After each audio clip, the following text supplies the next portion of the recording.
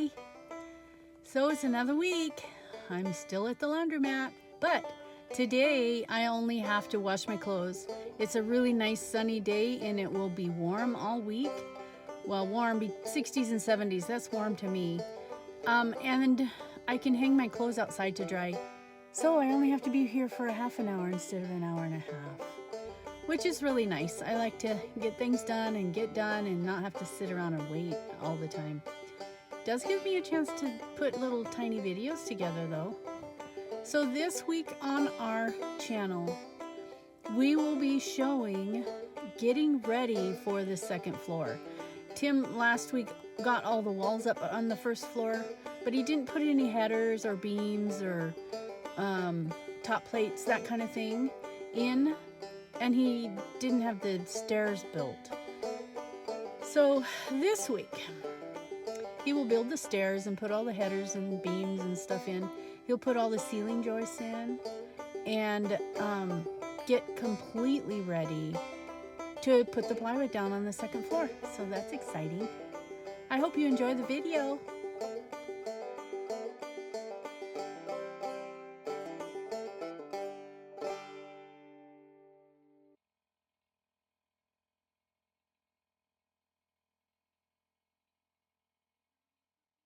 My living room windows, such a pretty view.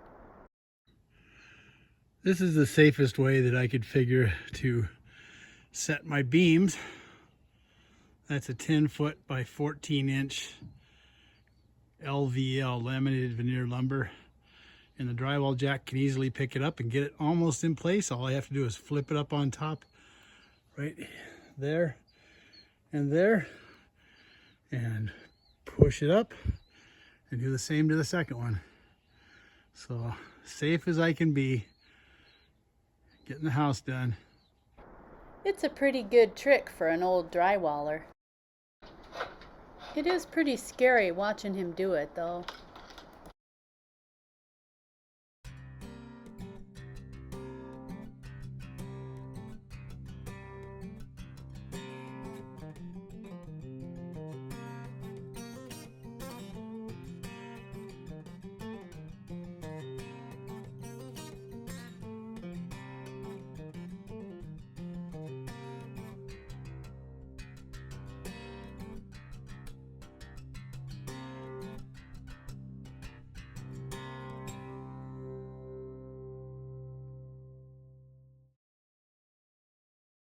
At this point, most of the downstairs walls are in and most of the double plate is on, and I'm installing beams to support the upper level.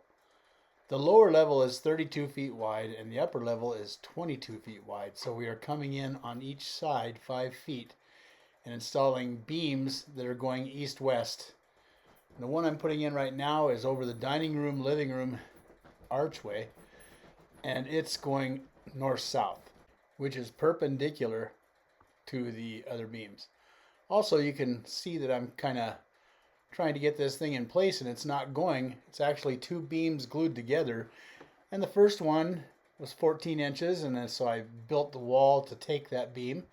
The second one's 14 3/8 high. These are factory made LVL beams that aren't consistent. Kind of maddening. So I'm modifying as much as I can on this opening. I'm glad to have scaffold to stand on to get me up where I need to be, and I'm also very glad to have my drywall lift helping hold the beams up while I'm working. I used number 8 by 3.5 structural screws for a lot of the framing, with some 10 by 5 structural screws as needed to screw the beams together and the big pieces of wood.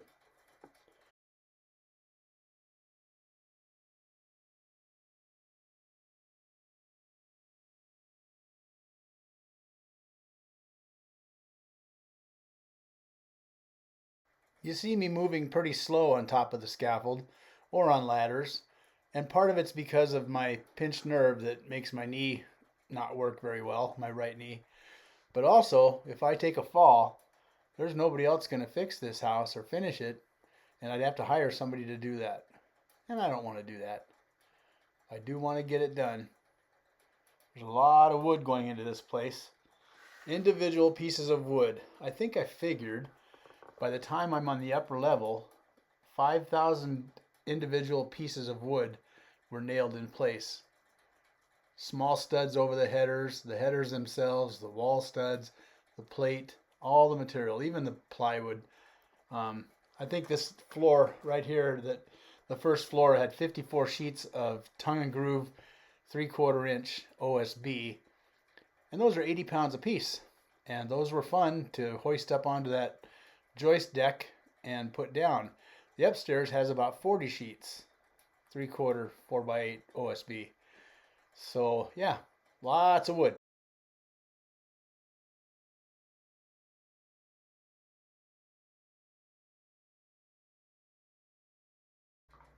When I'm installing the top plate, which is the double plate on the walls, I try to nail over the studs so there are no surprises when we're drilling for electrical or plumbing. The drill bits are kind of expensive, so it's nice not to hit any nails. I had an awful lot of 2x12s that I couldn't use when I was building the barn. They were twisted or warped or split. So I used those for all my window headers, which you can see. They're doubled, and then there's a piece of insulation between them, 1-inch foam insulation. Headers over the kitchen and mudroom doors. Putting up more top plate.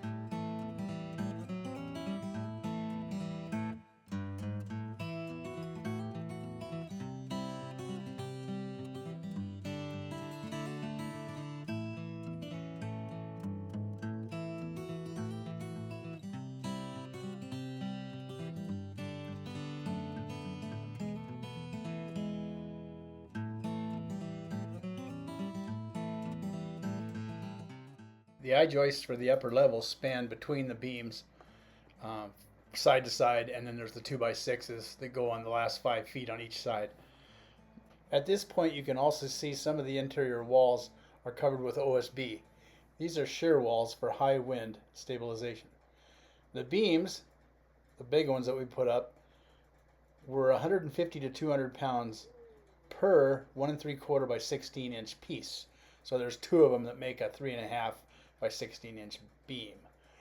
The I-joists for the upper levels are 14 inches high. Tim used two 2x12s for the headers on the outside walls. He then put styrofoam, 1-inch styrofoam, in between for insulation. He's a pretty smart guy.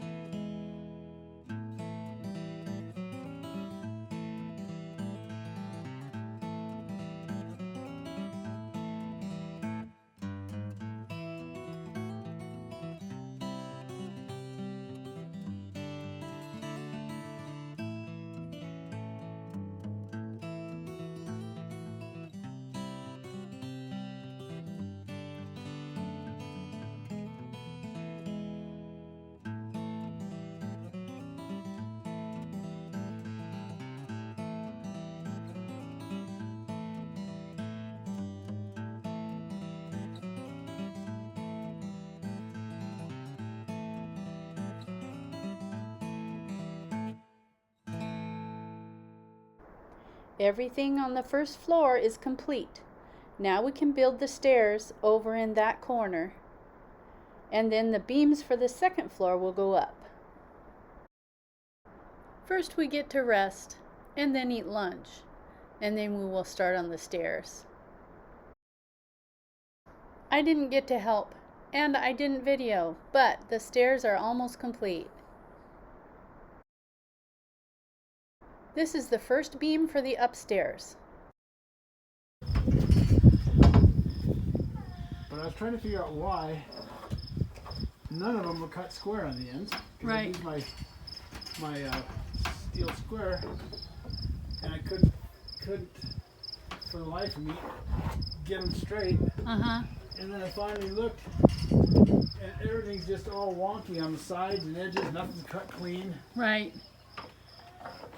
And that's in that beam. Yeah. Huh.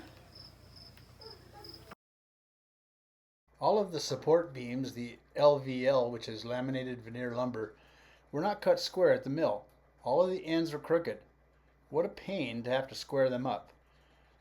They also are not the same size height-wise. They're within 1/4 of an inch, but you'd think a manufactured beam would be the same. That kind of surprised me. They were also warped, so I had to brace them because they kept kind of turning as I was putting them up, looking twisted, so I had to brace them all.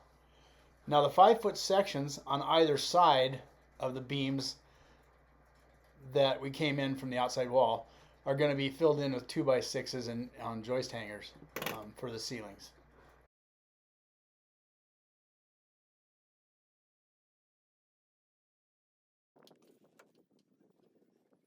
Tim is installing the ceiling joists from the beam to the outside wall now.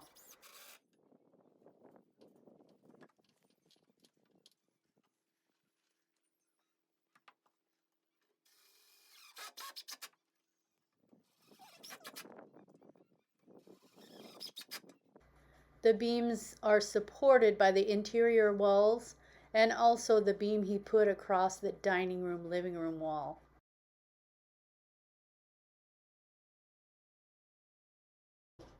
He clamped the beams so that he could screw them together.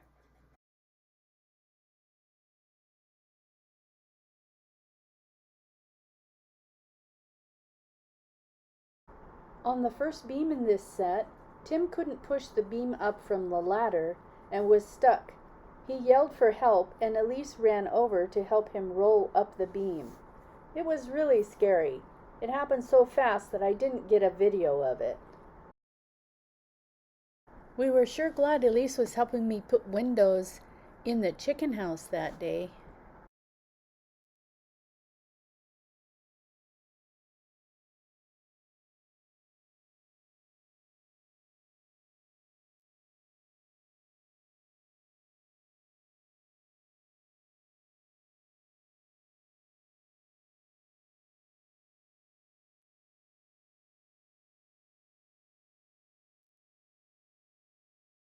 This door header is much bigger to support the beam above it.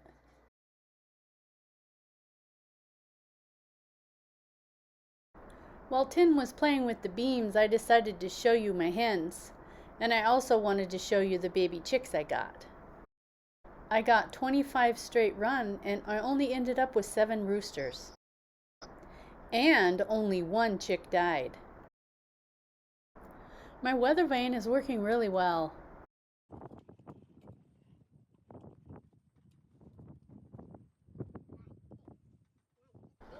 Tim is gluing and screwing pieces of rim joist to the beam for more support.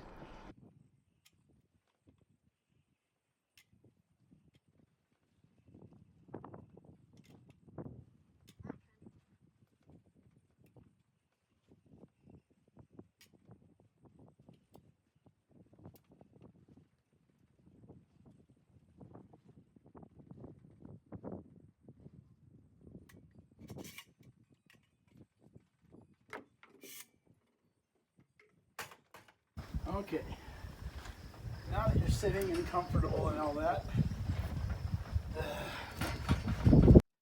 Tim asked me to get up from my chair to help him roll the beam, so I wasn't able to video it.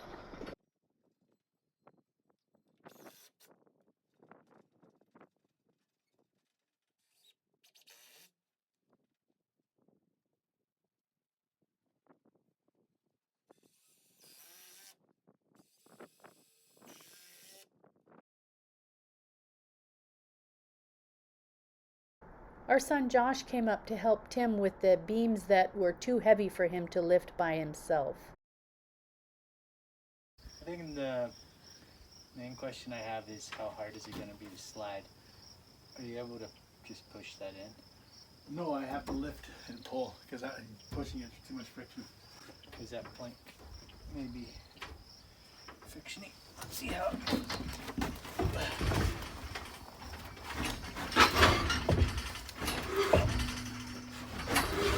Okay. I just don't want it to come back. Yeah, this one's fine so far. What? Is there a crown? No. Yep. It's not going over there, right? It might just slide towards you, but if so, don't catch it.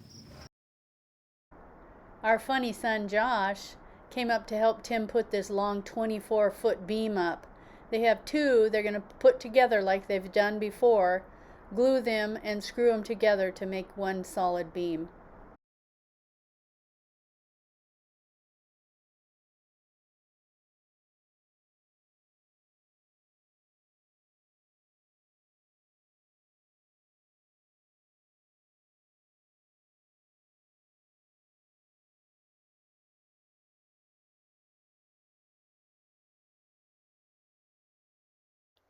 It's always nice to see our sons helping their dad.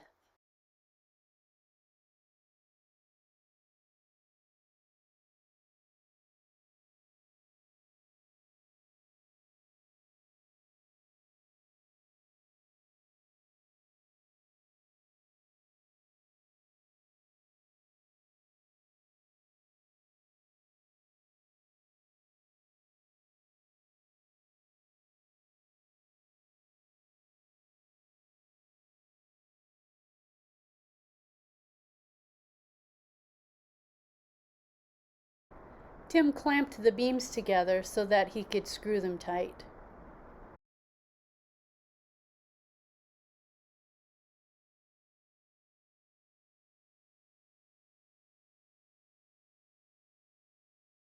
He put a rim joist along the inside wall of the stairway to act as the first ceiling joist, and then on the closet wall to hold the end of the ceiling joist.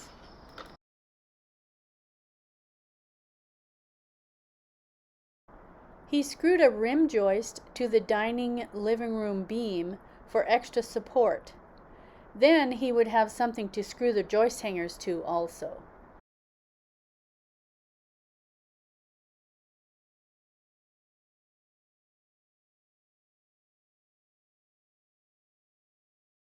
Isn't that a beautiful view we will have from the upstairs?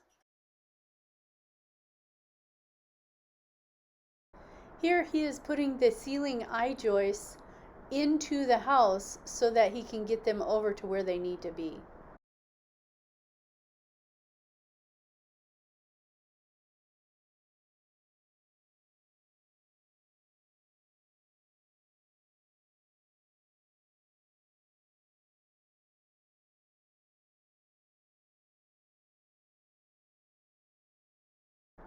First joist going in.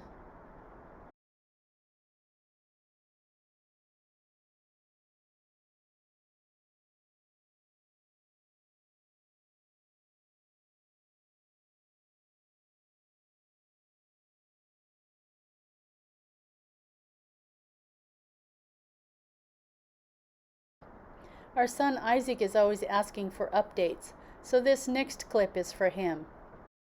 I'm standing in the living room door, and Dad's got a lot of the joists up. You can see the shape of the house now. It's really nice.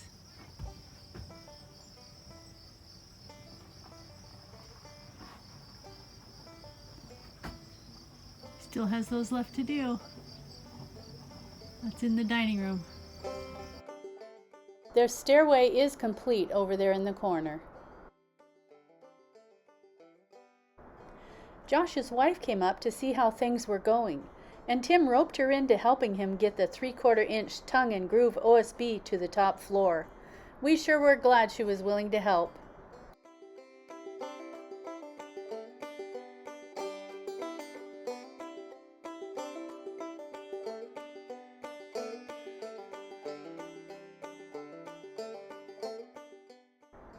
The joists are all in and the upstairs is ready for plywood.